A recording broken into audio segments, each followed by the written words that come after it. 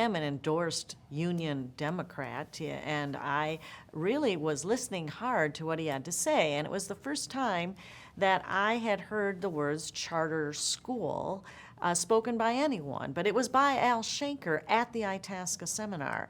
And he was really talking about this idea in terms of creating opportunities for teachers to be the professionals who they were and allowing them to use their skill set at a higher level to really have autonomy to run some of the programs in the school and create departments in the schools and that sort of thing. Well, you need to understand, being an endorsed Union Democrat, that was pretty exciting to me. I wanted to support my teachers. I wanted them to have that professional opportunity. I wanted to empower them. So it really resonated with me a great deal. And as I thought about what we had just passed with open enrollment, I thought, well, now we have created more access to choices, but what if all the choices are the same? Now we have to create more choices to access. And that's what I heard from Mr. Shanker, is this idea of having teachers create new and different choices that might not otherwise be provided in a district. Teacher professionalism was a very important theme of his all through these years, which is one of the things that attracted Louise Sundin a lot, having been on his executive committee for, I don't know, 20 years or something like that.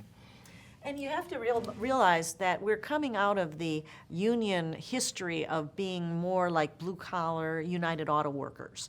That's what unionism was. Louise Sundin would tell me about how before, the teachers union came along, teachers would, if you were pregnant, you would be fired. I mean, those were the kind of lack of protections that people had. So what he was trying to do was take it from the blue-collar kind of UAW unionism to this more professional, certified teacher unionism, and I really credit him and the union leaders for doing that. So charter schools was part of that notion of his. And as you said, so you're driving Mr. Shanker back. I never got a chance to meet him, but I certainly admired him as a Democrat. And I sat down at dinner that night, and we had a great conversation about what he said, what Cy Flegel had said about what he was doing. And that included Joe Nathan, that included Elaine Salinas, right, who represented the community of Native Americans, I believe.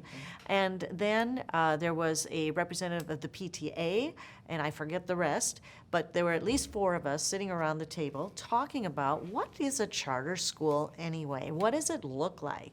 What happens if it